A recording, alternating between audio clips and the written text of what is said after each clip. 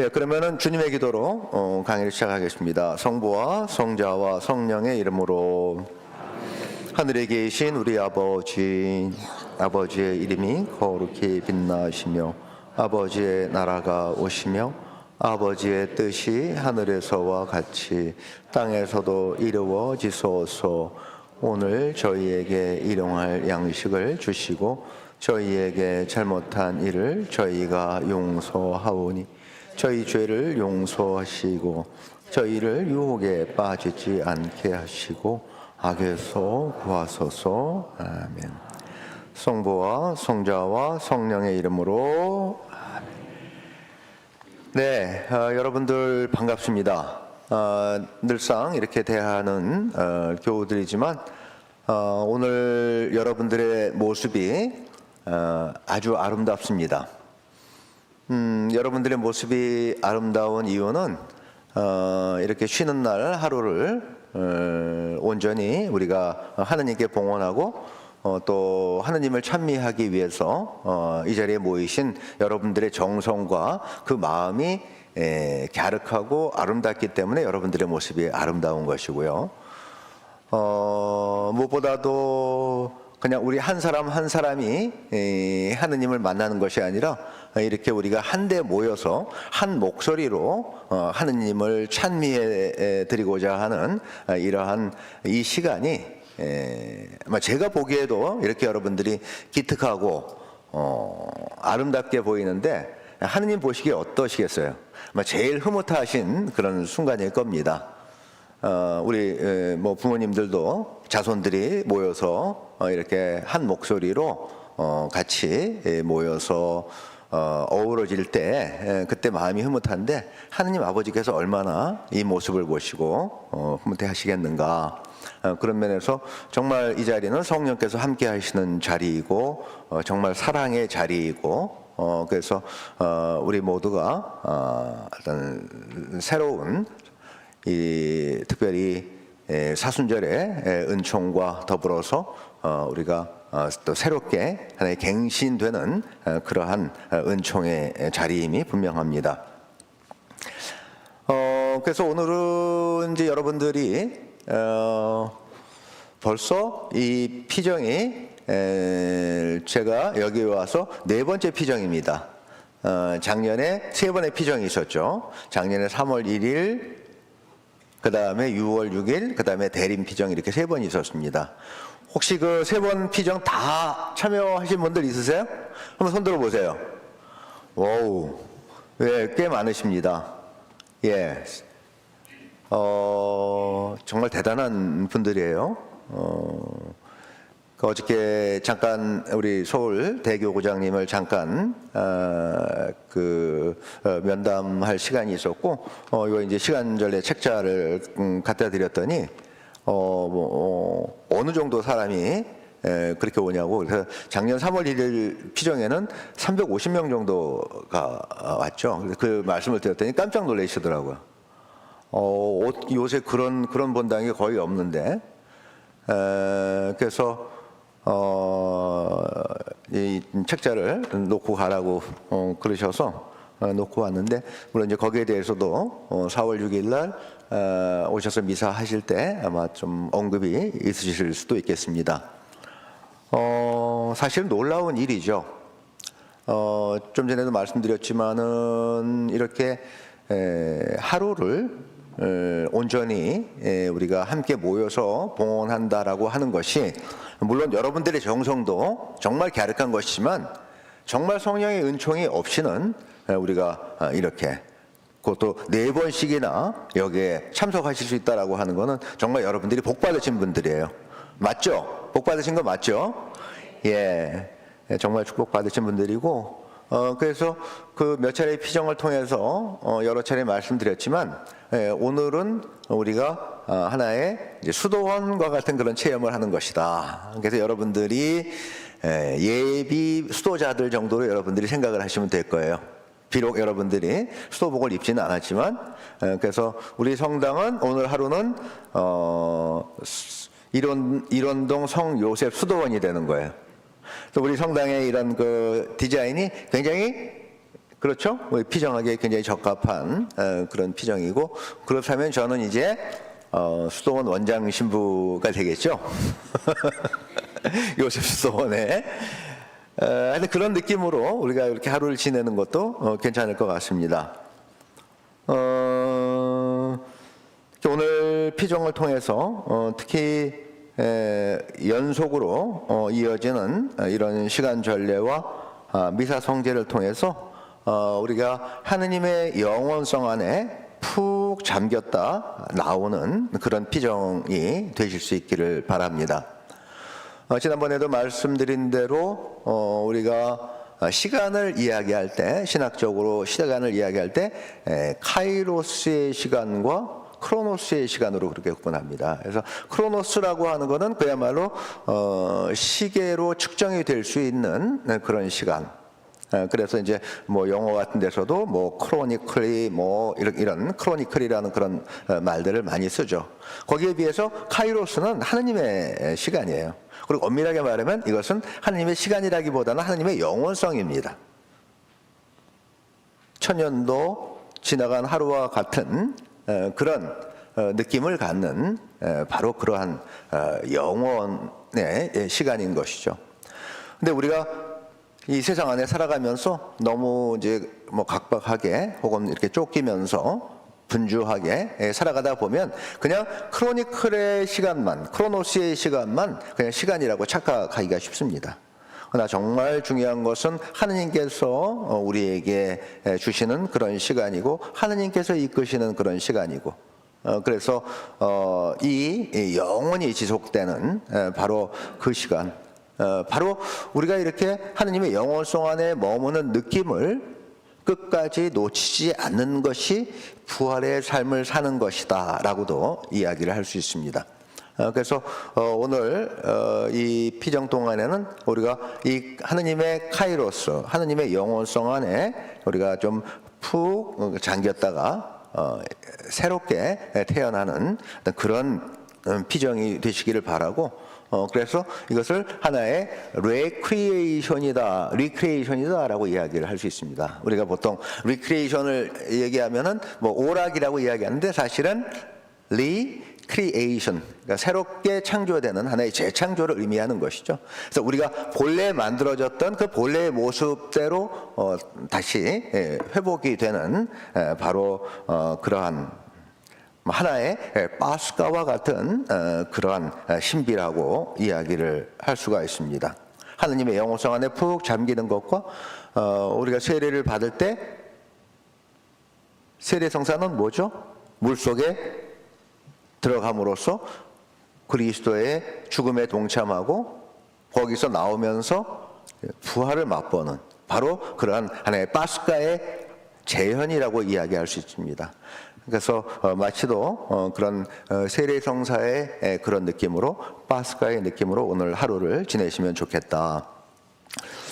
좀 전에도 말씀드렸지만 사실은 어떻게 본다면 우리가 이렇게 하나님의 영원성 안에서 살아간다고 하는 것이 쉽지 않은 그런 일로 느껴질 수도 있지만, 그렇다고 해서 너무 어려운 것도 아니다. 우리가 하느님의 영원성 안에 들어가고 거기에 잠길 수 있기 위해서는 어떻게 해야 된다고 말씀드렸죠? 우선 전원을 끈다, 그렇게 말씀을 드렸습니다. 우리는 정말 하느님께서 만드신 아주 걸작품들이죠. 이렇게 쉽게 망가지는 그런 작품들이 아닙니다. 사실은 우리가 너무 이 전원을 제대로 끄지 않은 그런 상태에서 너무 계속 주행만 하다 보면은, 그것도 이제 우리의 방식대로 그렇게 계속 지내다 보면은 어떻게 돼요? 하느님께서 만들어 주신 뭐 하나의 뭐 컴퓨터로 우리가 비유를 한다면은 이것이 오작동을 하게 되는 거죠. 제대로 작동을 못하고 이제 에러가 일어나고 자꾸 빗나가게 되는 것입니다. 원래 우리를 만들어 주신 그런 모습은 하느님께서 그렇게 완전하게 만들어 주셨는데, 그래서 우리가 편안하게 하느님께 우리 자신을 맡기면, 그리고 좀 전에 말씀드린 대로 그래서 하느님과 함께 그 영원성 안에 잠기면, 세례성사와 같이 그 물속에 잠겼다가 다시 나올 때에 그냥 새로운 모습으로 이렇게 복원이 될 수 있는 그런 것인데, 우리가 그 전원을 끄지 않는 데 문제가 있는 것이죠. 그래서 바로 이 피정의 시간은 이 세속의 전원을 우리가 끄는 그런 시간이다. 그래서 그런 이때까지 일어났던 그런 하나의 오작동들, 뭐 오작동이라고 이야기한다면 한마디로 얘기해서 하느님과 교신이 제대로 되지 않는 겁니다. 주파수가 제대로 맞지 않는 것이죠. 원래는 맞게 되어 있는데 우리가 자꾸 딴 생각을 하고 딴 일을 자꾸 하고 딴 일에다가 더 집착을 하다 보니까, 그런 상태에서 계속 전원이 켜져 있다 보니까 문제가 해결이 안 되는 것이죠. 그렇잖아요, 여러분들, 그죠? 그래서 우리가 가지고 있는 그런 그 기계들, 뭐 핸드폰, 뭐 이런 것들, 특히 그런 전자기기들은 말을 안 들었을 때 어떻게 합니까? 일단 전원을 뺀다. 그리고 기다린다. 다시 전원을 꼽는다. 이랬을 때 이게 짝짝 맞아서 다시 제대로 이제 작동을 하게 되는 것이죠. 바로 그 원리라고 말씀을 드릴 수 있습니다. 그래서 아까도 말씀드렸지만은 우리가 쉬는 이 숨은 하느님의 숨을 나누어 받은 것이죠. 하느님께서 우리에게 그 숨을 불어넣어 주셨고, 그래서 우리에게 숨이 시작이 되었고, 이 하느님께서 우리에게 불어넣어 주신 그 숨은 우리의 육체의 생명이 다한다 하더라도 이것은 끝나지 않는 것이다. 이것은 영원히 가는 것이다. 바로 그것이 카이로스라고 말씀드릴 수 있는 것입니다. 그래서 이 시간절의 피정은 그런 면에서 하나의 클리닉이다라고 이야기할 수 있죠. 우리가 빗나갔던 거, 또 오작동 되었던 거, 이런 것들을 갖다가 우리가 바로 잡는, 뭐 아까 우리가 스트레칭도 했지만 우리 자세도 마찬가지죠. 그래서 예를 들어서 뭐 유명한 뭐 타이거 우즈나 뭐 박세리나 이런 골프 선수들도 한번 시즌이 끝나고 나면 꼭 클리닉을 받죠. 왜냐하면 자기도 모르는 사이에 자기 몸이 삐뚤어져 있는 거예요. 바로 그런 원리와 비슷합니다. 그래서 이 시간절의 피정이 물론 우리가 이런 피정을 자주 할 수 있으면 좋겠지만, 우리가 이제 평상시에는 매일 저녁 기도를 통해서 또 주일날에는 성체강복과 함께하는 저녁기도, 또 금요일에는 끝기도와 함께하는 저녁기도를 통해서 이렇게 하루하루를 우리가 하나님 뜻에 맞춰서 이렇게 나아가려고 노력하지만, 가끔 가다가는 이렇게 피정을 통해서 한번 좀 고속주행을, 고속도로에 가서 한번 계속 이렇게 주행을 하는 이런 것이 필요하다. 네, 고속도로에 갔다고 해가지고 뭐 무조건 뭐 120km, 150km 밟는 게 아니죠. 근데 기름이 저렇게 좀 경제적으로 이렇게 먹으려면은 사실은 그렇게 많이 세게 그렇게 밟으면은 별로 차에도 별로 좋지 않습니다. 꾸준히 그냥 같은 속도로 그렇게 가는. 아마 오늘 이 시간이 그런 느낌으로 이제 고속도로에 여러분들이 올라가서 한번 쭉 연결해서 이렇게 뭐 우리를 뭐 이제 가다듬어 보는 뭐 길을 내는 뭐 그러한 시간이다라고 여러분들이 생각하셔도 좋을 것 같습니다. 그래서 이 시간절의 피정은 말 그대로 시간절례를 뼈대로 해서 그렇게 구성이 되어 있는 것이고, 시간절례는 여러분들이 알고 계신 대로 우선 뭐 시편 기도다라고 이야기해도 과언이 아닐 정도로 시간절례 거의 전체적인 그런 구성은 시편으로 구성이 되어 있습니다. 시편은 뭐죠? 우리가 시편을 이야기할 때 영어로는 삶, 라틴 말로는 프살무스라고 그렇게 이야기를 하는데, 원래 이 말은 푸살리테라는 라틴 말의 동사의 그 어원을 가지고 있습니다. 그 푸살리테라는 말은 현악기의 반주에 맞추어서 하느님을 찬미하는 노래라는 그런 뜻을 가지고 있어요. 뭐 그런 의미에서 시편은 반드시 항상 노래를 통해서 하느님을 찬미해야 된다라는 그런 정신이 이미 그 람이라는 말 안에 들어 있습니다. 그래서 이 바로 그 시편은 한마디로 얘기해서 하느님을 찬미하는 그런 노래, 찬미집이라고 이야기를 할 수 있는 것이죠. 그래서 우리가 이 시간절례 피정을 통해서 하느님을 찬미해드리고 특히 이 시편을 통해서 찬미를 하루 종일 해드리게 되는, 그래서 한번 오늘 하루는 좀 원 없이 좀 찬미해드리는 그런 시간이 되면 좋지 않겠나 하는 그런 생각입니다. 여러분들 뭐 좀 깝깝하실 때 좀 어디 나가서 차 몰고 나가가지고 좀 그냥 좀 계속 좀 달리면 좋겠다. 그냥 쓰지 않고 그러고 싶을 때 있으시죠? 아마 오늘 이 시간이 우리가 진짜 원 없이 하느님을 찬미해 드리는, 그래서 좀 전에 말씀드린 대로 그냥 고속도로 위에 차를 올려놓고 그냥 원 없이 그냥 모든 거 다 내려놓고 그러면서 우리가 하느님의 영원성 안에서 쉴 수 있는 그런 시간이 됐으면 참 좋겠습니다. 우리가 이제 평상시에도 물론 미사 성제를 통해서 또 여러분들의 어떤 개인적인 기도, 묵주기도 뭐 여러 그런 그 기도들을 통해서 우리가 하느님께 기도를 바치지만 항상 마음 한구석에는 약간 하느님께 좀 송구한 그런 마음이 있습니다. 그 송구한 마음이 뭘까요? 이렇게 기도를 하면서도 어떤 때는 완전히 개운하지 않고 뭔가 기도가 끝난 다음에 그 이유는 제가 말해 볼까요? 그 이유는 우리가 기도한다고 하면서 자꾸 하느님께 하느님 이거 주세요, 이거 주세요. 그래서 자기 자신을 바라봐도 야 이거 내가 너무 얌체 아닌가? 사실 기도의 가장 큰 정신은 하느님을 찬미해 드리는 것인데 찬미가 아니라 그냥 그 순간마저도 우리가 너무 이기적으로 그냥 하느님을 어떤 면에서 좀 이렇게 못 살게 하는 그런 우리 자신의 모습을 우리가 바라다 보면서 참 하느님께 죄송하다 이런 느낌들 아마 여러분들 다 있으시리라고 생각이 듭니다. 그래서 오늘 하루는 정말 반대로 하느님 오늘은 제가 하느님 기쁘게 해드릴게요. 또 저 한 사람뿐만이 아니라 이렇게 우리 형제 자매들과 함께 마음을 맞추고 목소리를 맞춰서 하느님 오늘 하루만큼은 제가 기쁘게 해드리겠습니다 라고 우리가 마음 먹을 때 거기서 우리에게 따라오는 그런 축복은 아마 엄청난 그런 축복일 겁니다.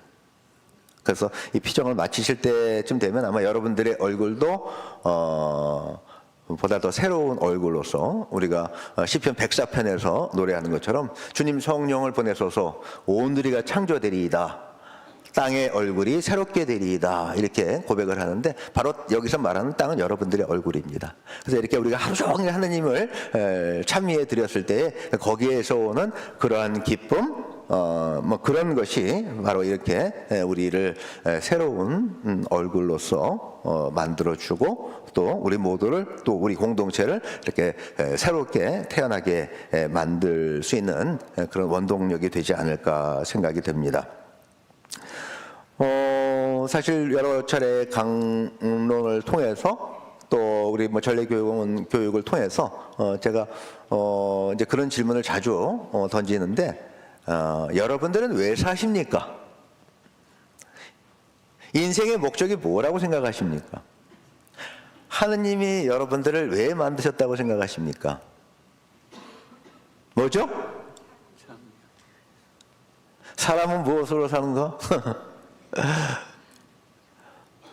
우리가 태어나서 이렇게 숨을 쉬고 살아가는 우리의 목적은 하느님을 찬미하기 위한 데 있는 거예요. 그것보다 더 절대불변의 그런 진리는 없습니다. 이제 처음에 여러분들한테 여러분 왜 사세요? 이렇게 물으면 우선 1차적으로 그냥 살죠. 또 많은 분들은 애들 때문에 살죠. 애들 어쩌라고요? 애들 잘 키워가지고 성공시키려고요. 그럼 성공해서 뭐 어떻게 하려고요? 성공해서 편안하게 살게 하려고요. 편안하게 살 때는 어떻게, 그래서 뭐 하려고요?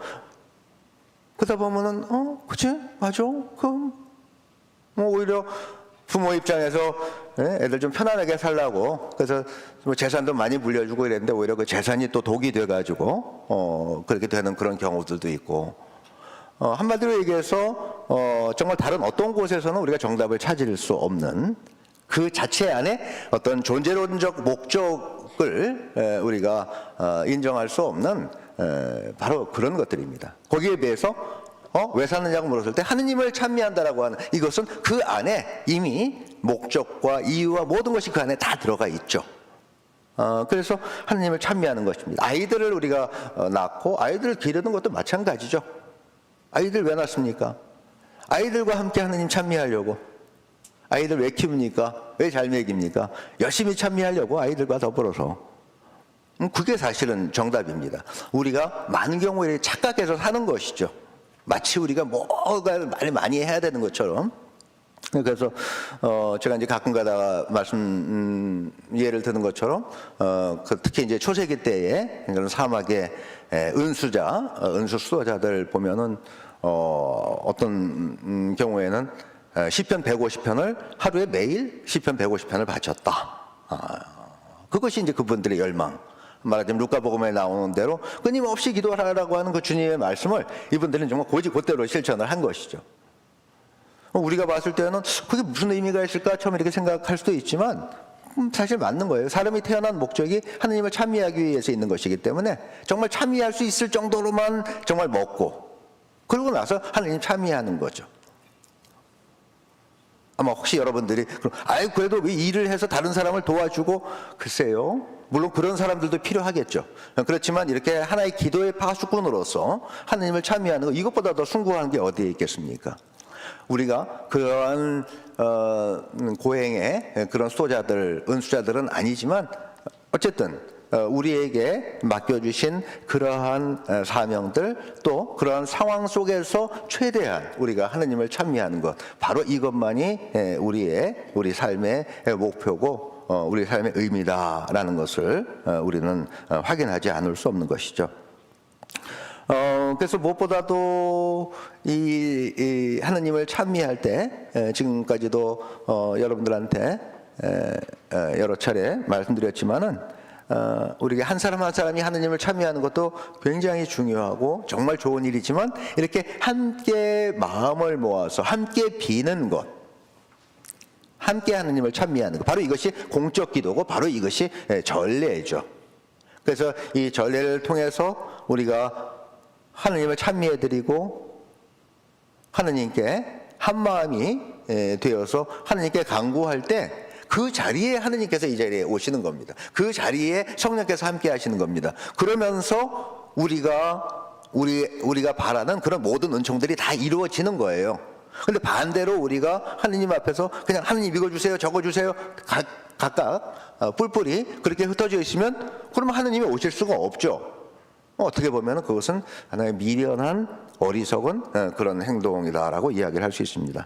그래서 항상 우리가 특히 이제 미사성제를 거행할 때는 정말 하느님을 우리가 한 마음으로 찬미하는 그래서 하느님을 우리의 같은 아버지로 고백하는 정말 당신한테도 아버지 나한테도 아버지인데 그러면 우리는 형제 거기에서 느끼는 그런 하나의 결속력, 그러한 우정, 그러한 애정, 바로 이것을 가지고 우리가 주님의 기도를 부르는 것이죠. 그래서 미사 안에서 특히 주님의 기도를 부를 때는 정말 이런 감동이 그 안에 들어가 있어야 됩니다. 우리가 하느님의 같은 자녀로서 하느님을 찬미해드리는. 그래서 오늘은 정말 굉장히 기쁜 날인 것이 우리가 교회가 공식적으로 하루에 3번 주님의 기도를 성대하게 바쳐드릴지어다 라는 그런 가르침이 있습니다. 근데 그 하루에 3번이 뭐냐면 아침 기도, 그 다음에 미사, 저녁 기도 여기를 통해서 성대하게 주님의 기도를 바쳐라 라고 가르칩니다. 우리 벌써 아침 기도 때 한번 주님의 기도를 한번 불렀죠. 여기서 말하는 그 성대함은 물론 노래로서 외적인 그런 성대함도 있겠지만 이렇게 한 마음으로 우리가 하느님을 찬미하는 주님의 기도를 불러드렸고 이제 미사성제를 통해서 그리고 이따 이제 저녁에는 저녁 기도를 통해서 그래서 정말 다른 물론 시편기도 다 중요하지만 이렇게 하루 3번 성대하게 주님의 기도를 바칠 수 있는 날이라는 그런 의미에서 오늘은 정말 축복받은 그런 날이라고 분명히 말씀을 드릴 수 있습니다. 그래서 이렇게 함께 우리가 참여하는 그런 기쁨. 아마 여러분들 특히 우리 일원동 성요셉 본당의 교우들은 이미 벌써 이 맛을 많이 느끼는 분들이 굉장히 많습니다. 이렇게 우리가 하느님을 같이 한 목소리로 참여할 때 이게 정말 기쁘구나. 이때 우리에게 오는 그 어떠한 그런 초자연적인 그런 은총의 맛, 바로 이것 때문에 우리가 또 다시 그 기도에 참여하게 되고, 또 그런 마음가짐으로 우리가 또 전례에 또 같이 임하게 되고, 그래서 또 우리의 참여가 더 값진 참여가 되고 하는 이런 선순환 구조 속에 우리가 살 수 있게 되는 것이죠. 그래서 좀 전에 말씀드린 대로 정말 우리 한 사람만이 아니라 우리가 우리 가족들 또 우리 이웃들을 이렇게 하느님 찬미에 초대하고 같이 동참할 수 있도록 그렇게 초대하고, 또 무엇보다도 하느님께서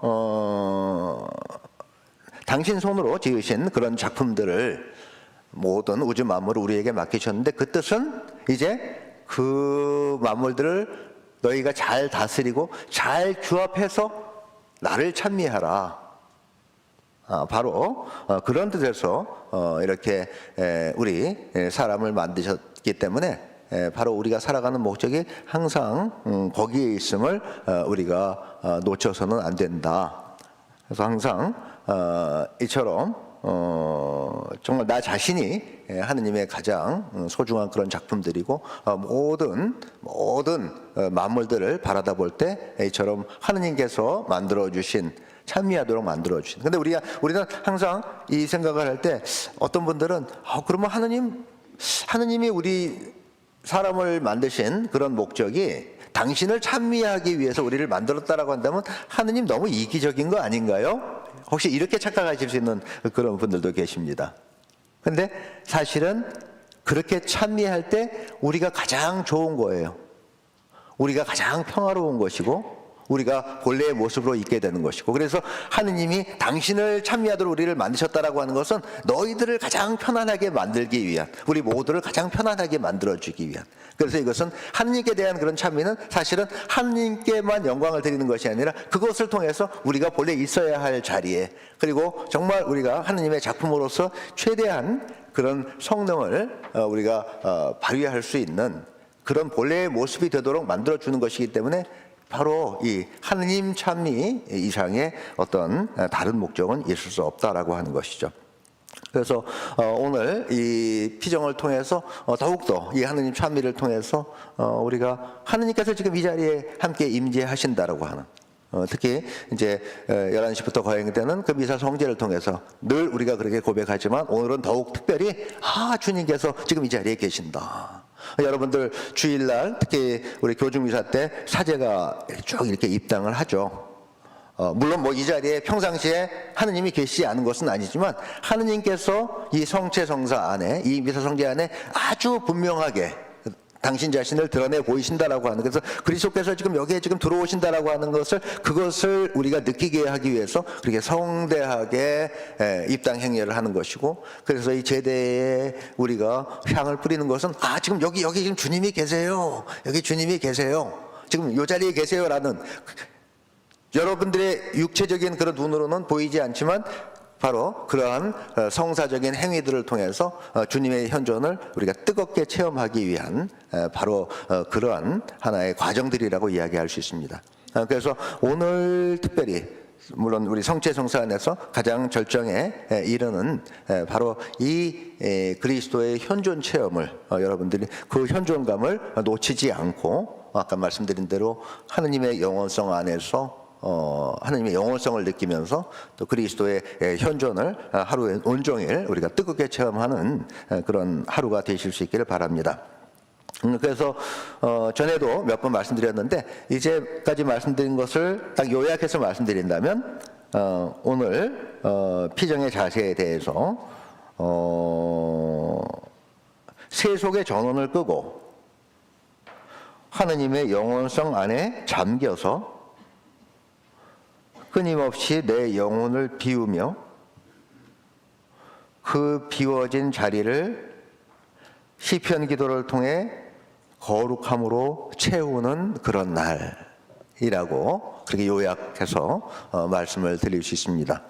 우리 책자에 나오는 것처럼 내가 거룩하니 너희도 거룩한 사람이 되어야 한다는 그런 말씀처럼, 또 우리 전신자 피정을 위한 기도문에 있는 그런 말씀처럼 가장 중요한 목적은 우리가 거룩하신 아버지 하느님을 닮아서 우리가 거룩하게 되는 것입니다. 우리 그렇게 거룩하게 창조된 그러한 피조물들이에요. 그래서 이것을 우리가 오늘 이 피정을 통해서 또 새롭게 회복하는 그런 날, 그래서 새롭게 우리가 태어나고 새롭게 출발하는 그런 날들이 되시기를 바랍니다. 특별히 오늘 이 이제 3월 1일 피정은 우리가 이제 사순절에 갖는 그런 피정이죠. 지난번 우리 12월 달에 피정은 이제 대림 피정이었고요. 그때는 이제 요셉 수도원 진짜 원장 시부님, 빠꾸미오 시부님이 이제 강의를 해주셨고, 그래서 오늘은 이제 사순절에 우리가 갖는 그러한 피정인데, 그래서 저는 오늘 이제 여러분들이 아까 말씀드린 대로 조금씩 약간의 이제 짜투리 시간들이 있습니다. 그래서 물론 그 시간 동안에 여러분들 뭐 이제 스트레칭도 하실 수도 있고 잠깐 쉴 수도 있지만은 좀 성경을 여러분들이 좀 묵상하는 그런 시간들이 되었으면 좋겠는데, 뭐 조금 이따가 좀 더 자세하게 말씀드리겠지만은 특별히 이사야 예언서에 대략 하실 수 있다면은 50장부터 53장까지, 그리고 시간이 좀 조금 짧으시다면은 우선 52장과 53장, 이사야서 52장, 53장을 여러분들이 잘 묵상해 보시도록 오늘 그렇게 권하고 싶습니다. 여러분들에게. 한마디로 그래서 오늘 피정의 뭐 주제라고 할까요? 아니면은 하나의 어떤 핵심적인 그런 묵상의 제목은 내가 얼마나 하느님께로부터 사랑받는 소중한 존재인가를 느끼고, 그래서 하느님 사랑에 푹 젖어보는 그러한 시간이다. 하느님 사랑에 그래서 감사드리는 그런 시간이다. 이런 느낌으로 오늘 여러분들이 피정의 주제를 또 여러분 묵상 주제를 그렇게 생각해 보시면 좋지 않겠는가 생각이 듭니다. 내가 얼마나 하느님께로부터 사랑받는 소중한 존재인가. 자, 여러분들 앞에 우리 이제 십자고상이 있죠. 예, 십자가상이 있는데 특히 이제 우리 본당의 십자가상은 참 좋습니다. 언제든지 바라볼 때마다 여러분들 보시면은 다른 십자가상에 비해서는 예수님의 그런 어떤 고난 받는, 그래서 우리가 이제 십자고상이라고 얘기할 때 그 고자가 쓸 고자죠. 그래서 고난 받으시는 예수님의 모습이 잘 이렇게 표현이 되는데, 어떤 여러분들 보셨는지 모르겠지만 어떤 십자고상에 보면 더 이런 모습이 더 이렇게 리얼하게 드러나는 그런 십자고상이 있습니다. 그래서 예수님이 더 이렇게 구부러지시고 뭐랄까요? 더 이렇게 움츠려들어 있는 그런 모습. 되게 이제 스페인 쪽에 있는 그런 사람들이 조금 더 그런 좀 이모션이 조금 더 많은 것 같습니다. 그래서 되게 스페인 쪽에 가서 여러분들이 이렇게 보시면은 더 리얼하게, 그리고 스페인의 영향을 받은 뭐 남미 멕시코 같은 그런 경우들 가보면은 뭐 이렇게 뭐 피를 흘리는 그런 모습이라든지 이런 것을 더 이제 재현을 시키는데, 저는 이제 어떤 같이 순례를 갔던 이제 의사 선생님이 신부님 사실 저게 맞습니다. 이렇게 십자가에 그렇게 못 박히셔서 그렇게 피를 흘리고 완전히 그렇게 됐을 때 이렇게 몸을 가눌 수가 없다는 것이죠. 그래서 구부러질 대로 구부러지고 움츠릴 대로 움츠려 그런 모습이 사실은 맞습니다. 이렇게 말씀하시는 것을 들은 적도 있었습니다. 그래서 아주 제가 그 십자가를 이렇게 묵상을 하면서 마치 이렇게 벌레가 막판에 죽기 전에 완전히 몰릴 대로 몰려서 바짝 움츠리고 이렇게 처참하게 죽어가는 어떤 그런 모습을 이렇게 좀 느낄 수 있었어요. 그래서 우리가 일반적으로 이제 예수님의 어떤 그런 모습을 생각하면, 또 특히 또 십자가의 모습을 생각하면서 뭐 어쩌면은 좀 늠름한 뭐 이순신 장군처럼 나의 죽음을 적들에게 알리지 말라, 뭐 이렇게 당당한 그런 예수 그리스도의 모습으로 생각할 텐데, 실질적으로는 그렇지 않다는 것이죠. 아마 우리가 지금 바라다보는 것보다도 훨씬 더 처참하고 더, 그래서 정말 인간으로서는 더 어떻게 보면 정말 그 아주 흉측해서 사람들이 눈을 돌릴, 얼굴을 돌릴 정도의 그런 모습으로 예수님께서 완전히 망가지셔서 그렇게 돌아가셨다라는 것이죠. 사실 우리 복음서 안에는 이러한 예수님의 처참한 모습이 그렇게 리얼하게 나타나 있지는 않습니다. 오히려 아마 이러한 우리가 예수님의 모습을 연상해보고 예수님의 모습을 우리가 묵상하기 위해서 바로 우리에게 도움을 주는 바로 그 성서 말씀이 좀 전에 말씀드린 대로 이사야서 50장에서 53장, 특별히 52장에서 53장. 그래서 우리가 이 대목을 주님의 종의 노래라고 이렇게 부릅니다. 그래서 50장에는 주님의 종의 셋째 노래, 그 다음에 52장, 53장에는 주님의 종의 넷째 노래, 이렇게 우리가 부르는 그러한 내용이 나옵니다. 그 내용을 통해서 오히려 이런 예수님의 마음, 또 그런 예수님의 모습을 우리가 더 구체적으로 느껴볼 수 있습니다. 이 독서는요, 제가 말씀드린 이 독서는 우리 1년 중에 가장 중요한 시기가 전례적으로 언제죠? 성주간이죠. 예, 성주간 때 우리가 듣는 그런 독서의 말씀입니다. 그래서 주님의 종의 그 셋째 노래는 성지주일에 우리가 제일 독서로 듣게 되고, 그 다음에 주님의 종의 넷째 노래는 주님 순환 성금요일에 우리가 독서 말씀으로 듣는 그런 내용입니다. 아마 여러분들 매일 미사책에 보시면, 혹시 매일 미사책 가지신 분들은 그것을 가지고 그냥 묵상하셔도 돼요. 아니면 여러분들 앱에서 그래서 우리 올해 성지주일이 며칠이죠? 네, 3월 24일이죠. 3월 24일 제일 독서, 그 다음에 이제 성금요일이 3월 29일이죠. 그래서 그 독서 내용들을 여러분들이 이렇게 묵상해 보시면은 굳이 성경책이 없어도 매일 미사를 통해서 그 내용을 여러분들이 묵상하실 수 있습니다. 주님의 종의 넷째 노래, 이제 거기에 보면 제가 한번 그 말씀을 들려드리겠습니다.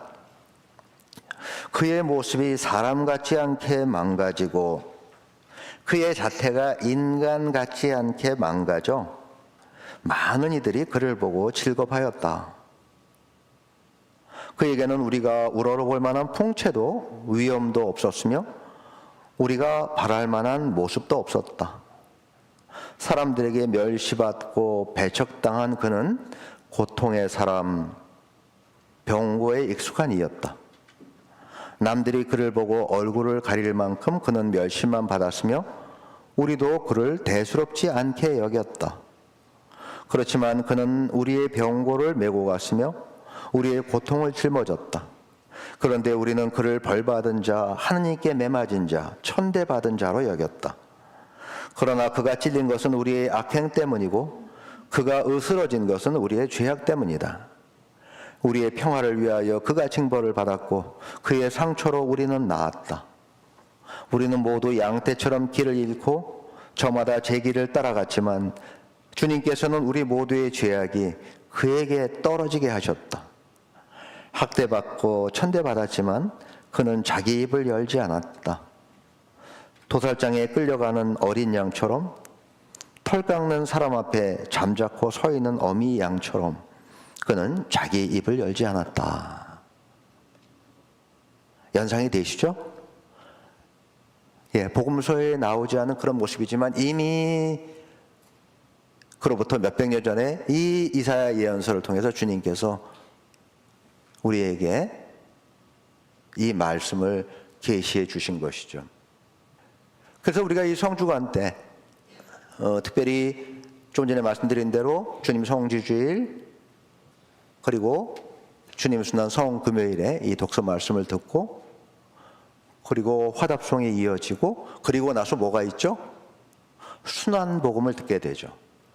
그래서 순환복음을 2번 듣습니다. 주님 순환, 그러니까 주일날, 성지 주일날 듣고 또 성금요일날 듣고. 성금요일날 듣는 순환복음은 항상 요한에 의한 우리 주 예수 그리스도의 순환기예요. 요한복음, 가장 중요한 요한복음을 통해서 듣고요. 그 다음에 성지 주일에 듣는 그리스도의 순환기는 그 해에 따라서 가나다해에 따라, 올해 같은 경우는 가나해이기 때문에 마테오, 마르코에 의한 그런 순환기를 듣죠. 그런 순서로 되어 있습니다. 그래서 성지주일에 이 주님의 종의 셋째 노래를 들은 다음에 따라오는 화답송이 뭐예요? 성지주일 화답송이 뭡니까? 하느님 어찌하여 저를 버리셨나이까? 기억나세요? 노래? 자, 여러분들 한번 제가 조금 전에 봉독해드린 이사야서의 말씀과 또 십자고상을 바라다 보시면서 이 노래를 한번 같이 한번 불러보십시다. 네, 여러분들 앞에 화답송 책에 61쪽에 있습니다. 61쪽. 네, 우리 스콜라가 먼저 한번 불러볼게요.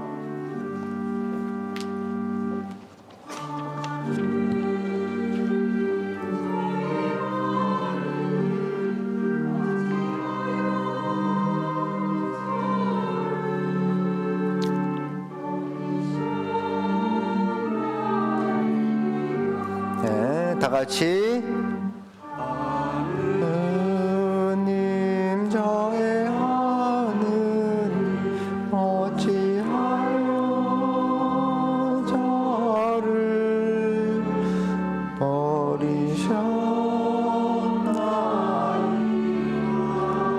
이제 작은 목소리로 따라해 보세요. 스콜라를 다 같이.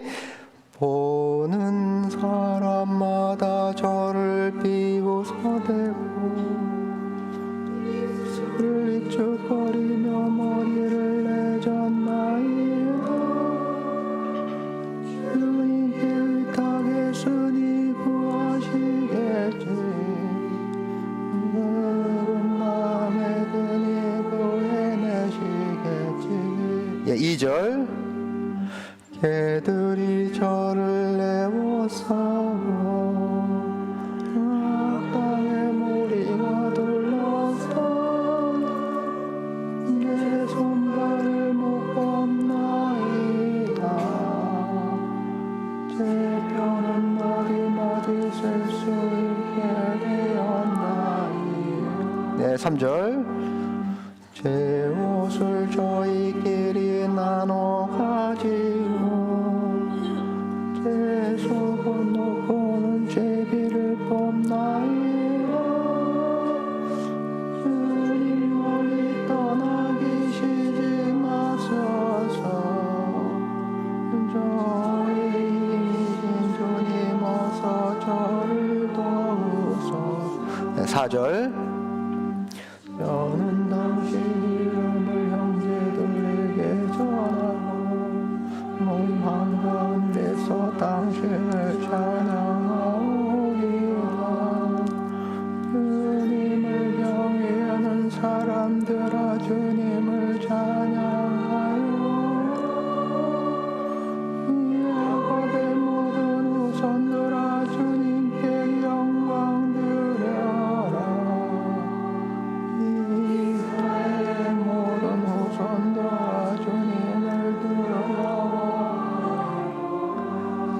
다 같이 하느님 저의 하느님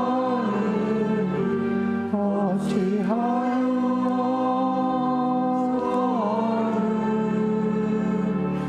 너희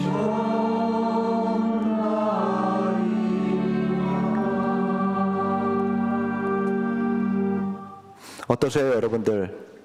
이렇게 머릿속에 좀 그려지십니까? 그런 영상이 좀 그려지세요? 예, 그래서 아까 말씀드린 대로 야훼 주님의 종의 노래를 듣고 그리고 바로 이 화답송을 부르고, 그래서 항상 독서와 첫 번째 독서와 따라오는 화답송은 이렇게 항상 같이 항상 연결이 되어 있는 겁니다. 그리고 나서 이제 주님 순환 복음을 듣는 것이죠. 하느님 저의 하느님 어찌하여 저를 버리셨나이까. 예, 이렇게 시편 22편에서 노래를 하고 있는데, 그것보다도 우리는 어디에서 이 말씀을 더 먼저 찾죠? 더 먼저 듣죠? 우리에게 알려진 것은 복음서를 통해서 우리에게 더 잘 알려져 있죠. 예수님이 십자가상에서 생애의 마지막 순간에 마테오복음 21장 46절에서 엘리 엘리 레마 사박타니 라고 말씀하시죠. 그 뜻이 바로 하느님 나의 하느님 어찌하여 나를 버리셨나이까 라는 그런 뜻입니다. 우리는 성서를 묵상하면서 또 특히 그렇게 성주간에 이 말씀을 들을 때마다 아니 저거 무슨 뜻일까? 아니 예수님이 어떻게 생애의 마지막 순간에 하느님 어찌하여 나를 버리셨나이까? 왜냐하면 그 말씀 자체로만 보았을 때는 정말 비탄의 노래이고 굉장히 절망적이고, 마치 예수님께서 뭐 하느님 아버지 하느님을 의심하는 듯한 어떤 그런 느낌, 혹은 이제 모든 것이 다 실패로 끝났다라고 하는 어떤 그런 느낌을 분명히 주는 그런 말씀인데, 왜 우리가 이 말씀을, 왜 복음서에서 이 말씀을 전하고 있고 우리가 왜 성주간에 이 말씀을 듣는가에 대해서 아마 의아하게 생각하시는 그런 분들이 분명히 있으실 겁니다. 한마디로 얘기해서 예수님이 생애의 마지막 순간에 이 말씀으로 마치셨다라고 하는 것은 바로 이렇게 하느님 나의 하느님 어찌하여 나를 버리셨나이까로 시작하는 그 시편을 예수님께서는 읽고 싶으셨던 거예요. 한마디로 얘기해서 이 시편 전체가 어떠한 의미를 갖는지를 우리가 그 배경을 또 전체적인 맥락을 우리가 알아야 그때 예수님의 마음이 이러셨고, 그래서 예수님이 이 노래를 부르셨다, 이 말씀을 하셨다라는 것을 우리가 알 수 있는 것이죠. 그래서 이 말씀만 딱 떼어놓고 보았을 때에는 분명히 아까 좀 전에 말씀드린 대로 그러한 어떤 의아함이 여러분들에게 분명히 남으실 수 있다. 자, 그렇다고 하면 이 시편 22편이 담고 있는 그 내용은 무엇일까? 주제는 무엇일까? 우리가 이런 유의 시편을 이야기할 때 탄원 시편이라고 이야기를 하죠. 탄원 시편은 뭐 음악적으로 본다면 약간 단조적인 그런 느낌을 많이 가지고 있습니다. 하느님 너무 힘듭니다. 그런 어떤 고통의 질곡 속에서 부르는 그런 노래들. 그렇지만 실질적으로 그 탄원 시편이 지향하는 그런 목표점은 역시 마찬가지로 하느님께 대한 찬미와 찬양에 있습니다. 왜냐하면 정말 하느님께 진정으로 신뢰가 있는 그런 사람들만이 그 하느님 앞에서 자기 자신을 탄원할 수 있는 것이고, 이것은 하느님을 의심해서가 아니라 정말 온전히 하느님께 의탁할 수 있는 그런 사람만이 이런 탄원을 받을 수 있는, 그래서 오히려 어떤 면에서는 이렇게 단조로 시작하는 어떠한 그런 탄원 형식의 찬미이기 때문에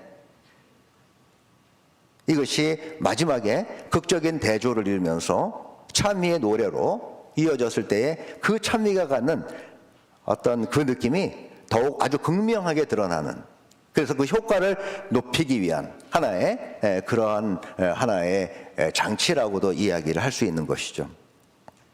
네, 여러분들이 방금 전에 부르신 요 화답송의 내용만 보더라도 보시면 1절, 2절, 3절과 4절의 내용이 느낌이 다르죠. 1, 2, 3절은 분명히 굉장히 단조적인 그런 느낌이고 4절에 가서는 이것이 장조로 바뀝니다. 저는 당신 이름을 형제들에게 전하고 모임 한가운데서 당신을 찬양하오리다. 주님을 경외하는 사람들아 주님을 찬양하여라. 야곱의 모든 후손들아 주님께 영광 드려라. 이스라엘의 모든 후손들아 주님을 두려워하여라. 얼마나 힘찬 그런 역설입니까? 예수께서는 바로 이 메시지를 주시고 싶었던 거예요. 그래서 사람들에게 그 익숙했던 바로 이 시편을 아주 상징적으로 그 시편의 모두를 첫 부분을 예수님께서 들려주심으로써 바로 예수님께서 이렇게 하느님을 마지막 끝까지 찬미하는 이러한 모습을 보여주셨던 것입니다. 어떻게 이 노래가, 어떻게 이 구절이 하느님께 대한 찬미가 될 수 있을까? 하느님, 저의 하느님, 어찌하여 저를 버리셨나이까? 어찌하여 저를 버리셨나이까? 제 나름대로 이것을 이 말씀을 해석한다면 예수께서 그 십자가상에서 고통을 받으시면서 아버지, 인간에 대한 당신의 사랑이 어찌 이리 크시옵니까? 당신의 외아들인 저를 제물로 삼으실 정도로 그 정도에 이르기까지 어떻게 이렇게 인간을 어떻게 이렇게 사랑하실 수 있습니까? 여기에 대한 찬미의 노래라고 저는 해석을 합니다. 제가 항상 말씀드리듯이 하느님께서 외아들을 내어주셨다, 외아들을 제물로 삼으셨다라고 했을 때 이 외아들이라고 하는 것은 하느님께서 당신 자신을 완전히 올인하셨다, 정말 모된 올인이죠. 왜냐하면 창세기 22장에서 나오는 것처럼 아브라함에게 내 외아들을 바치라고 했을 때 아브라함이 아마 성서에는 나오지 않지만 주님께 드리고 싶은 말씀은 차라리 주님 저를 바치라고 하십시오, 이거 아니었겠습니까?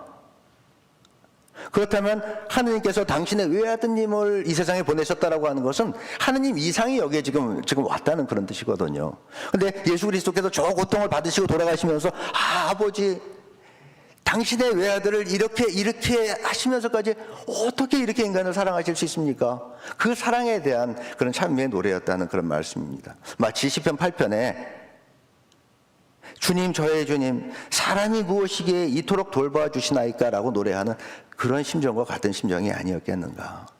그래서 이 노래는 하느님, 저의 하느님, 어찌하여 저를 버리셨나이까 라는 그 예수님의 이 말씀은 정말 그 무엇과도 비길 수 없는 그런 하느님 사랑에 대한 최고의 찬미, 하느님께 대한 최고의 신뢰, 하느님께 대한 최고의 찬양의 그런 노래였던 것입니다. 우리는 하느님을 생각할 때, 하느님이 우리를 사랑하신다라고 생각할 때, 제가 자주 여러분들께 말씀드리는 것처럼 하느님이 그래, 하느님이 하느님 한 분이시고 이렇게 사람이 많은데 그냥 n분의 1씩 우리에게 나누어 주시겠지라고 자기 스스로가 생각하는 거예요. 그게 아니라는 겁니다. 하느님은 우리 한 사람 한 사람에게 다 올인하시는 그런 하느님이시다. 그것을 이야기하기 위해서 우리는 인격적인 하느님이다라고 이야기를 합니다. 번역상에 조금 문제가 있지만 퍼스널한 하나님이라는 그런 뜻이에요. Personally care. 한 사람 한 사람을 각별하게 사랑하시는. 그래서 내 아버지의 뜻은 요한복음에 나오는 것처럼 그분께서 나에게 맡겨주신 사람을 하나도 잃지 않고 마지막 날에 다시 모든 사람을 살리는 것이다. 정말 목자가 한 마리 양도 잃지 않고 다 그 양들을 거두시는 것처럼 우리 한 사람 한 사람 마지막 날에 모든 사람을 다 살릴 정도로 그러기 위해서 예수께서 피를 흘리셨다는 그런 이야기인 것이죠. 여러분들이 생각하실 때 글쎄 나도 예컨대 한 사람을 위해서 내가 죽기는 그렇지만 내가 10명을 위해서 내가 죽는다면 나도 죽을 수 있어. 절대로 그렇지 않습니다. 1000명을 위해서 그게 숫자의 문제가 아니에요. 이건 정말 진실한 사랑이 있는 바로 그분만이 하실 수 있는 그런 겁니다. 우리 자신이 잘못 착각하는 거예요. 그냥 하느님에 대해서 우리가 너무 막연하게 생각하는 거예요. 하느님 우리 일일이 우리에게 성체성사를 통해서 우리를 그렇게 개별적으로 우리의 모든 머리카락까지 다 세고 계시고 이렇게 우리를 누구보다도 더 잘 알고 계시고 이렇게 아끼시는 때도 불구하고 우리 자신이 그 하느님의 사랑을 느끼지 못하는데 문제가 있죠. 그래서 지금 뭐 시간이 됐기 때문에 일단은 뭐 조금 뭐 미사 강론을 통해서 조금 더 말씀을 드리도록 하고 그래서 이 성주간에 우리가 바치는 그런 기도문들 듣는 그런 독서와 복음 또 화답송 이 모든 그런 내용들이 전례의 절정입니다. 거기에 아주 엑기스들이 거기에 다 모여져 있어요. 그 가운데에서도 특별히 우리가 이제 아까 제가 성지주일 그 다음에 주님수나 성금요일을 얘기했는데 이제 파스카 성야에 우리가 듣는 부활 찬송 정말 아름다운 그런 노래죠. 오 헤아릴 길 없는 주님 사랑 종을 구원하시려 아들을 넘겨주신 사랑 종을 구원하시려 아들을 넘겨주신 사랑 종을 구원하시려 아들을 넘겨주신 사랑 이렇게 노래하죠. 아마 여러분들이 그냥 부활성야 때 이 노래를 들을 때는 그냥 그런 노래 아니에요. 거기에 엑기스들이 담겨져 있습니다. 네, 여러분들 그래서 매일 미사 혹은 우리 그 굿뉴스를 앱을 통해서 아마 오늘 그렇게 긴 시간이 주어지진 않겠지만 그런 말씀들 묵상해 보시기를 바라고 또 오늘뿐만이 아니라 우리 남은 사순절을 지내면서 이 말씀들을 통해서 아까 말씀드린 대로 그래서 제가 오늘 그 어떤 핵심적인 주제가 내가 얼마나 하나님께로부터 사랑받는 소중한 존재인가를 느끼고 하느님 사랑에 푹 젖어보는 그런 시간이다. 그래서 하느님 사랑에 감사드리는 그런 시기라고 말씀을 드린 겁니다. 일단 여기까지 하겠습니다. 성부와 성자와 성령의 이름으로 영광이 성부와 성자와 성령께